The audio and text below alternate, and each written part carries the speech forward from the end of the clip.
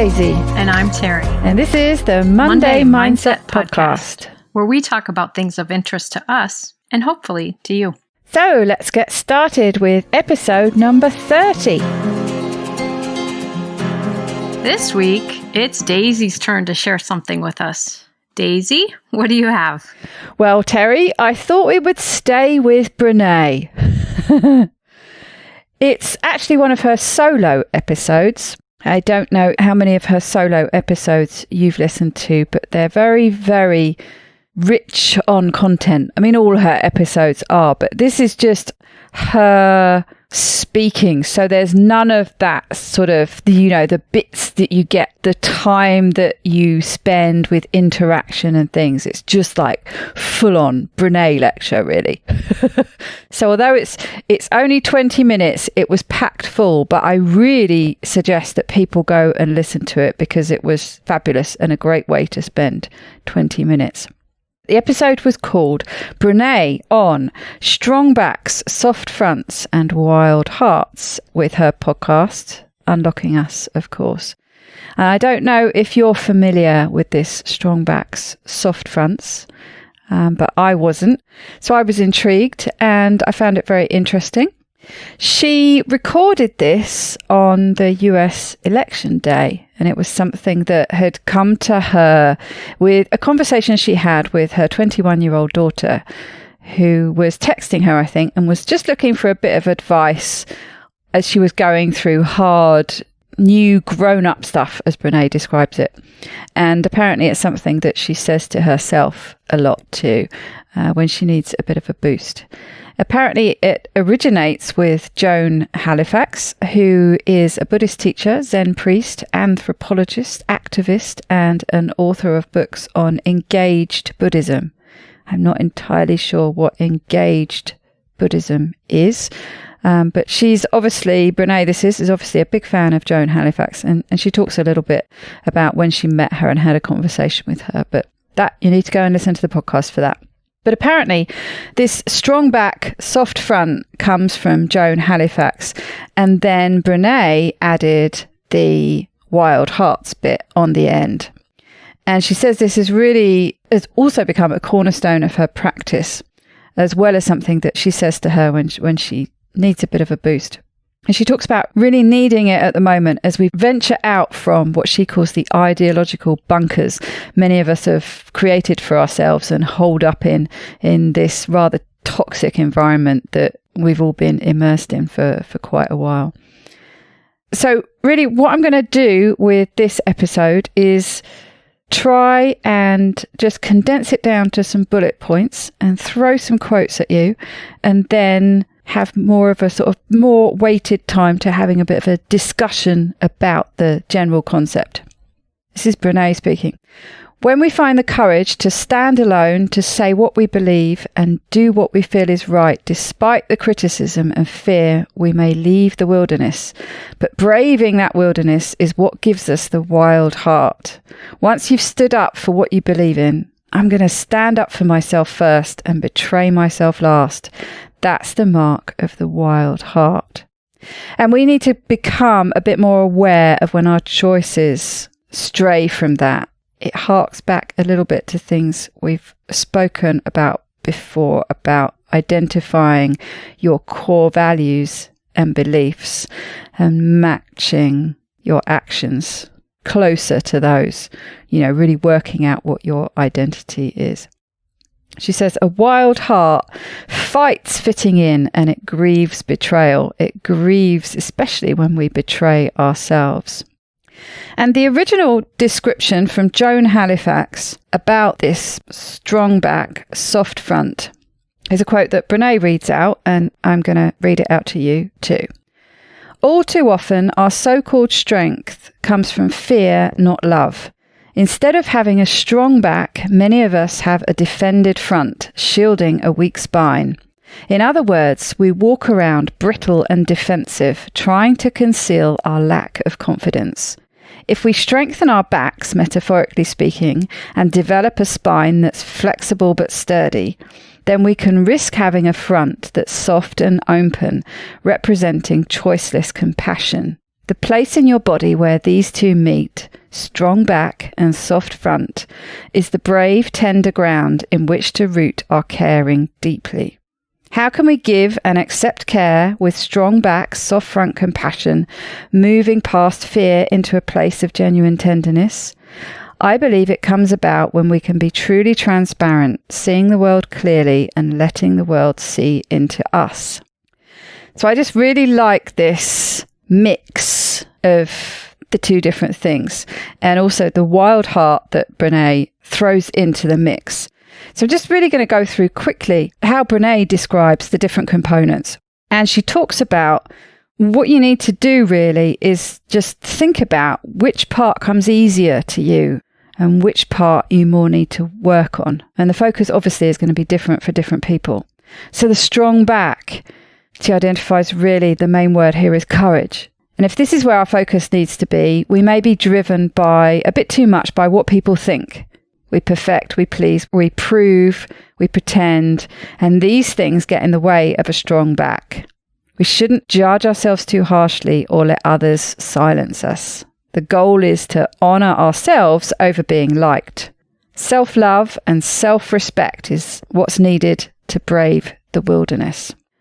The soft front, vulnerability. And she defines vulnerability as uncertainty, risk, and emotional exposure. It's not a weakness, but a measure of courage. The willingness to be vulnerable is a way to gauge courage. This is obviously the part that she feels that she needs to focus on more. And she says and this ties very much into something that she talks about a lot that we've done an episode on, and that's defensiveness and having what she calls an armoured front. And she says it's very hard in an environment where everyone's pitted against each other with lots of people basically being pretty mean and cruel to each other to not put those defences up.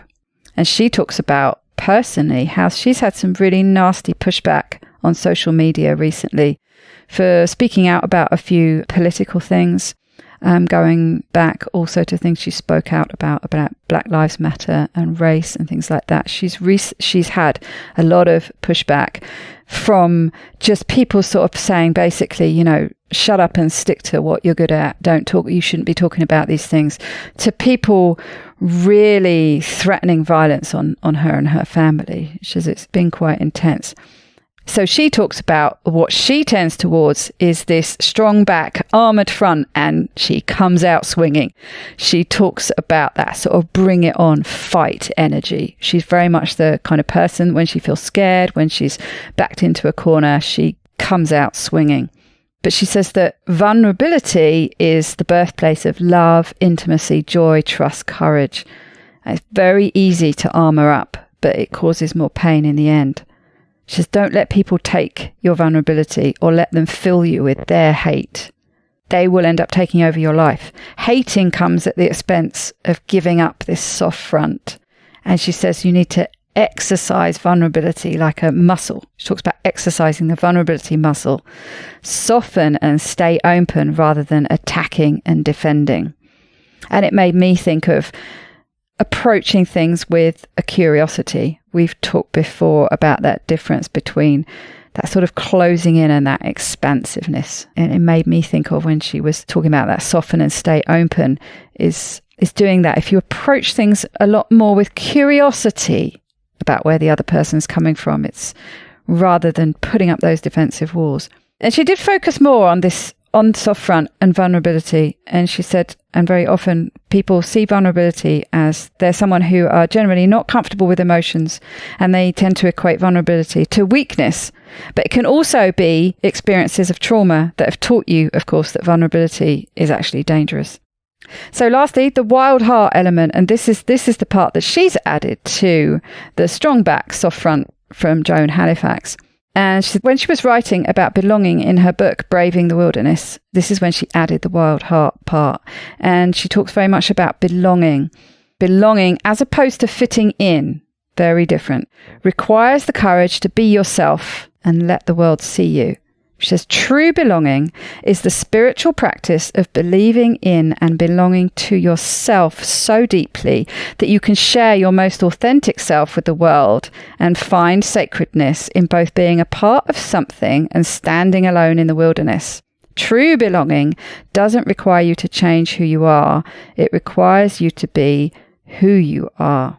And she talks about this ability to be two things at once. And that's certainly what I was thinking of as soon as she said strong back, soft front, is this holding in one place things that sort of seem to contradict each other.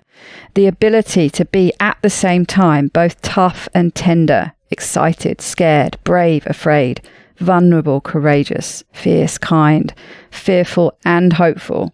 And you can be joyful. I think a lot of people have been sort of feeling some sort of survivor guilt type emotions if they've been finding joy, especially this year. You can be joyful without denying that there is also struggle in the world. And she rounds up by just offering a daily practice. This is what we need to do. We've got to stop walking through the world looking for confirmation that we don't belong. We will always find it because we've made it our mission. We've got to stop scouring people's faces for evidence that we're not enough. We'll always find it because we've made it our goal. True belonging and self-worth are not goods. We don't negotiate their value with the world. The truth about who we are lives in our hearts, and our call to courage is to protect our wild heart against constant evaluation, especially our own. No one belongs here more than us. So there you have it. I've thrown bullet points and some of the quotes from her solo piece. It's very rich in content. Like I say, go listen to the whole thing. But that's enough, I think, just to give you a good overall picture of what she means by this strong back, soft front and wild heart. I was very taken with it. So I'd be very interested what you think about it. It's interesting because I didn't know what episode you were going to talk about, and I don't listen to her all the time, but I actually heard her interviewed several years ago on someone else's show, and this was her theme. I think it may have been when Braving the Wilderness first came out. Probably, yeah. And I remember this, it struck me at the time, and now I don't have a good recollection of it, but I do remember really liking the interview that I heard. Something that I was thinking of as you were talking, and I'm not sure I have the words for it, so you're going to get the rough draft version, is it seems like the wild heart, the belonging and being ourselves is really the key here. And then the soft front and the strong backs are ways to do that for ourselves. So it's less of an external way of looking at this model and more of an internal. That if you have the strong back, that gives you the strength and the courage to be fully yourself and to know that you belong. Not that you fit in, not that you acquiesce, but that you belong as you. And part of doing that is having this soft front, letting the true you be present and show up, and that you need the strong back to know that you have the safety to do that. But these things don't come from external sources. They come from us, that we have to be able to have our vulnerability. We have to have our own backs in order to really engage our wild heart. So that's kind of the way I was thinking about the model of it as you were talking. Yeah, I quite like this extra sort of wild heart she's thrown in, which seems to very much come, certainly when she was talking about it, it sounds like, she talks a lot about being an activist and activism being important to her, and, speaking up for things that she believes in and things that matter. And that's what this sort of wild heart bit seemed to tap into, that you've got this strength to go out into the wilderness on your own and then sort of come back from that place and be amongst other people and not be afraid to hold on to that. I guess in some ways, hold on to those discoveries you make about yourself. And it can be very easy, can't it? When you're on your own, thinking things through, whatever it is, to come up with some opinions, to think about your core identity and decide that, this is who I am and my actions are going to reflect that. But holding on to that when you suddenly find yourself in a situation where maybe you're in a group of people and you don't want to make a scene, or, do I speak up and say something to my friends who's just said something that, is a bit questionable? Perhaps, they've said something that's racist or what but I'm at a party with my friends, and that's certainly this is not what she said, but this is sort of what I took from it, was the sort of wild heart bit that you kept a hold of that and managed to see things through, I guess. It also made me think of a book I recently listened to, and I think especially when I listen to a book, I don't take it in quite as deeply. So it's one I may need to return to in some way. But it's all too easy to be doing something else at the same time, isn't it? That's the problem. And so I don't really process it maybe at a deep enough level. But the book is Glennan Doyle's book, Untamed. Oh, I keep hearing good things about that, and not read it. To be honest, I didn't love the book, but I like the beginning. I like the premise. I like the setup. And it very much is talking about this wild heart. And obviously the book is called Untamed. And so she goes through the beginning and talking about a wild animal and seeing it being just what it is. It's a wild animal and it's going to do these behaviors because that's what's consistent with that animal. And seeing it, I don't remember the whole story, but, seeing it in a zoo or whatever, that it's being tamed. Its nature is being taken out of it. It's having to sacrifice its own nature. And so something you said about the wild heart actually fights fitting in, and that maybe something you said that it's at its most tension when we betray ourselves, when we feel like we have to tame ourselves, give up part of ourselves to go along with. So like you were just saying, do you confront something that's being said, or do you just go along because you're in a social setting with someone that you care about? Yeah, she said something about, didn't she? Where is it? She said something about betraying yourself. A wild heart fights fitting in, because she talks about belonging as being very different from fitting in. Fitting in is really, that comes from an external place, doesn't it? And thinking too much, worrying too much about what other people think of you. A wild heart fights fitting in, and it grieves betrayal. It grieves when we betray ourselves. That's what you were just saying, isn't it? When you'll end up feeling like you've betrayed yourself. You've betrayed what is your core belief and what is your identity. And you can end up betraying yourself with your actions or your lack of action in a certain situation. Which also might help explain, for some of us, maybe similar to what she said she tends to do, is we rely very heavily then on that strong back. I will defend my place. I will, become even more forceful about it. Armor up. Yeah.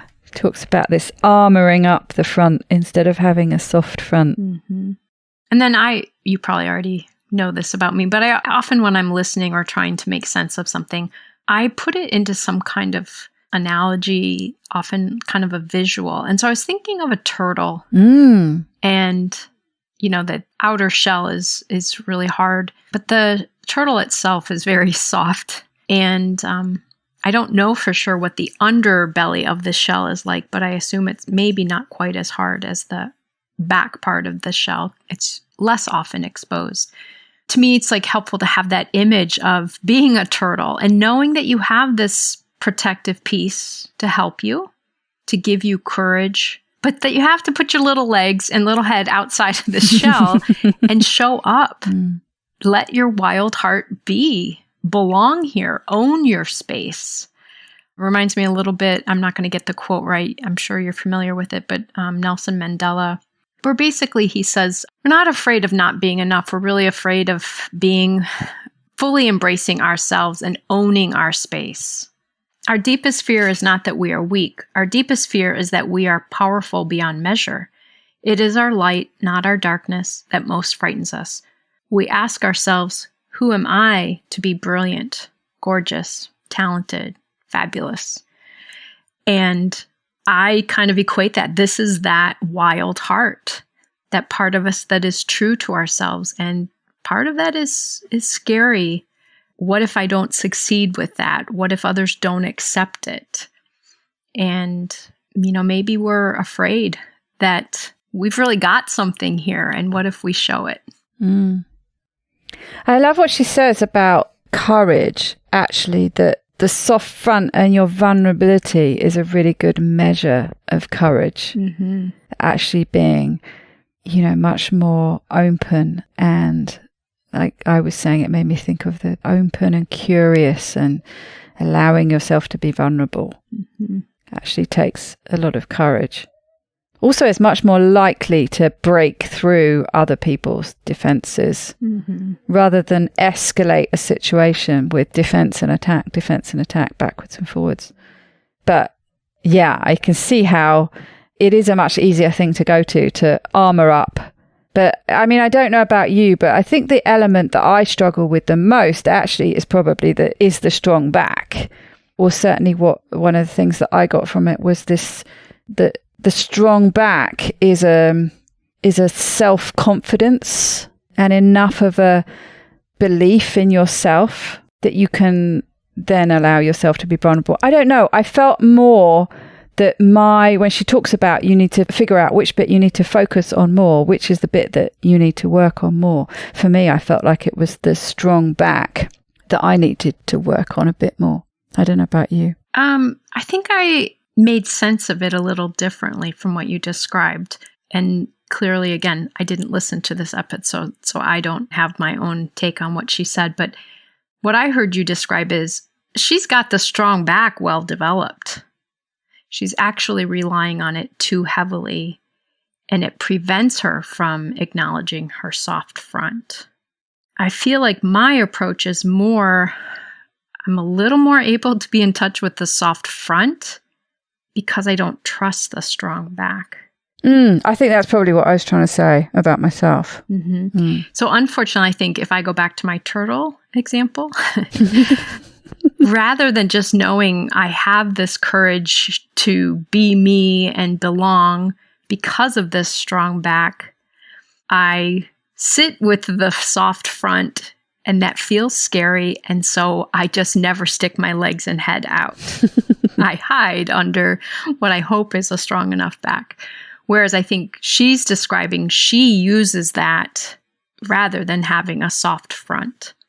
And I think I'm maybe this is what she's saying too, so uncomfortable with the soft front that I just retreat. Whereas she might lash out or whatever she described. But yeah, I'm still picturing that turtle. My turtle is just closed up inside that shell. Yeah. Terri's turtle is all you can see is the shell. It's a beautiful shell. And another thing that you described from the episode that I really like in so many ways, not just for this specific topic, but so many things you and I have talked about and so much that I work on with clients and things, is that idea that our bias is that we are looking for evidence that we don't belong.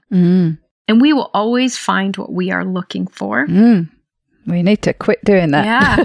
And so that maybe that's what the strong back is, that I do belong. My wild heart is fine and belongs here.